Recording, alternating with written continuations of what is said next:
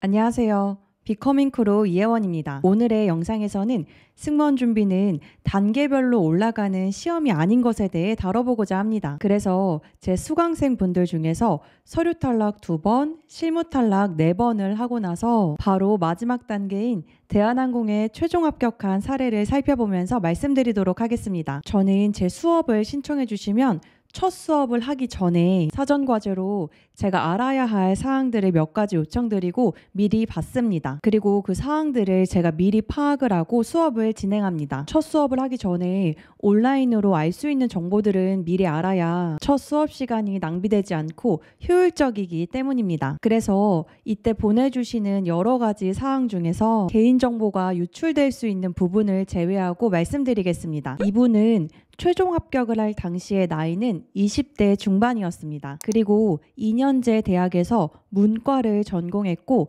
학점은 4점 초반이었어요. 키는 168cm였으며 어학 성적은 토익 700 초반대 레벨 6를 가지고 있었습니다. 이외에 해외 연수 경험이나 봉사활동 경험, 대외활동 경험은 따로 없었습니다. 보내주신 항공사 지원 이력을 보면 아시아나항공 실탈, 제주항공 서탈, 에어서울 실탈, 티웨이 서탈, 아시아나항공 서탈, 대한항공 실탈을 했었습니다. 총 서류 탈락은 2번을 했었고 실무 탈락은 4번을 했었으며 임원 면접까지 간 경험은 없었습니다. 제 수업을 신청해 주실 때 이분이 원하는 항공사로 아시아나항공과 에어서울을 적어주셨어서 그 당시에 제가 왜 아시아나항공과 에어서울을 원하시는지 여쭤보곤 했었는데 이분께서는 자신이 쌍꺼풀이 없는 무쌍 눈인데 아시아나 계열의 승무원분들이 무쌍이 많은 것 같아서 본인의 이미지가 아시아나 계열과 맞지 않을까?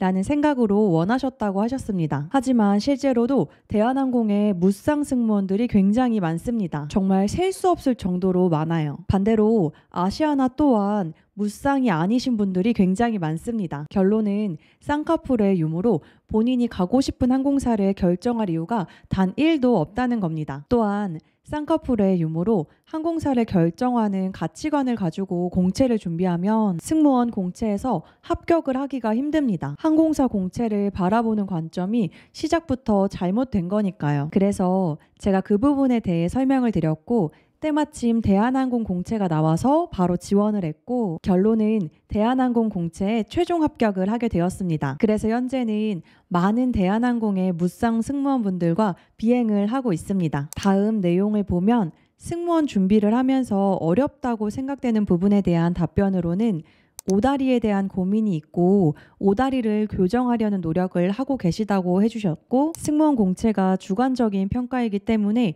기준이 모호하고 준비 방향도 모호해서 스스로 준비하기가 어려움을 겪고 있다고 보내주셨습니다. 여기서 첫 번째 오다리에 대한 답변은 크게 고민을 안 하셔도 됩니다. 저도 실제로 오다리여서 저의 다른 유튜브 채널에서 오다리에 대한 컨텐츠를 다룰 정도로 오다리에 대한 고민이 많았었는데 면접장에서 내 다리가 오다리로 보일까? 라는 곳에 집중을 조금이라도 낭비하기에는 너무나도 그 집중력이 아깝습니다. 면접 때 집중력을 쏟아야 할 곳은 따로 있으니까요. 두 번째 고민으로 써주셨던 내용이 승무원 준비는 공무원 준비같이 누가 더 오래 앉아있느냐의 문제가 아니라 주관적인 평가라 기준이 모호해서 어렵다는 내용인데 공무원 시험은 본인이 의자에 엉덩이를 붙이고 있는 시간만큼 시험 내용을 공부한 만큼 결과값이 계단식으로 상승하게 되는데 승무원 공채는 그렇지가 않죠. 그렇기 때문에 이분도 실무 탈락을 했다가 전 단계인 서류 탈락을 했다가 오르락내리락 6번에 불합격을 하다가 바로 한 번에 최종 합격을 하게 됐으니까요. 이렇듯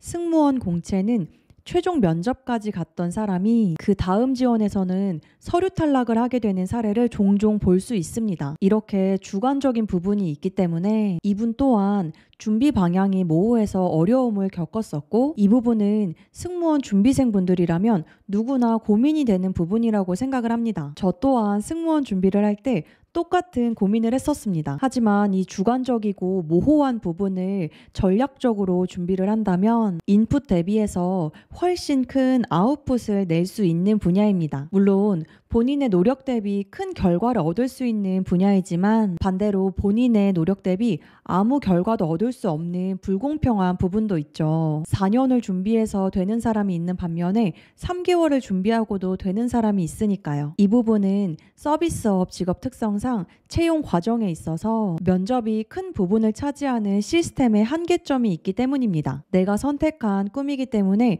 그 채용 시스템의 한계를 불평하기보다는 전략적으로 준비를 해서 그 한계를 본인에게 장점으로 돌리는 게 좋다고 생각합니다. 그 다음으로 보내주신 내용에 비커밍 크루 수업을 선택한 이유 및 경로는 제 블로그에서 글을 보시고 의욕이 생겼다고 하셨습니다. 제가 유튜브 채널이 없을 당시에는 저의 블로그에 몇 개월에 한 번씩 종종 글을 올리곤 했었는데요. 그 부분을 좋게 봐주셨던 것 같습니다. 보내주신 과외 및 학원 수강 유무에는 원데이 클래스를 한번 들으시고 많이 실망을 하셨고 과외에 대한 선입견이 생겼다고 말씀을 하셨고 그 후에 학원을 등록하셨다고 했는데 1대1로 수업을 해주는 방식이었고 마지막 회차 수업 때는 강사님이 잠수를 타셨다고 하셨습니다. 학원인지 과외인지는 모르겠지만 참 책임감 없이 일을 하는 소수의 분들로 인해서 어떤 분야에 대해 선입견을 만드는 게 참 안타깝고 할 말이 많지만 무엇보다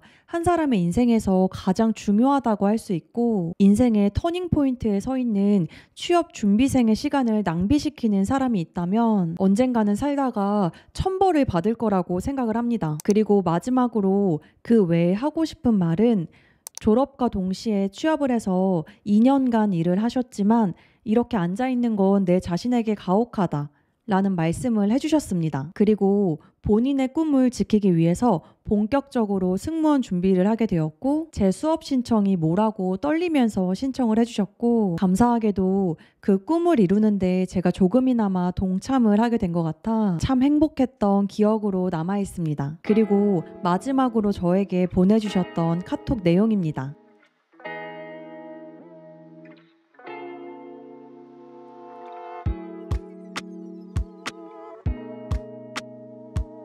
얼마큼 많은 노력을 하고 얼마큼 절실했으면 합격창을 보자마자 눈물이 나왔을까요? 저와 준비한 몇 개월로도 저 또한 그 장면이 스쳐가면서 뭉클한데 본인은 얼마나 많은 사연들이 스쳐가면서 울컥했을까요? 오늘 영상 주제 내용처럼 승무원 공채는 주관적인 부분들이 있습니다. 실무 면접을 봤다가도 그 다음에는 서류에서 불합격을 해서 면접을 볼 기회조차 없고 그러다가 또 그 다음 전형까지 갔다가 다시 서류에서 불합격되기도 하는 참 오르락내리락하는 전형 속에서 사람의 감정도 수차례 오르락내리락 합니다. 하지만 이렇게 오르락내리락하는 과정 속에서도 본인의 꿈을 잃지 않고 올곧고 묵묵히 나가다 보면 머지않아 그 길의 끝은 분명히 있다고 생각을 합니다. 그때까지 진심으로 응원하겠습니다. 오늘의 영상은 여기까지입니다. 감사합니다.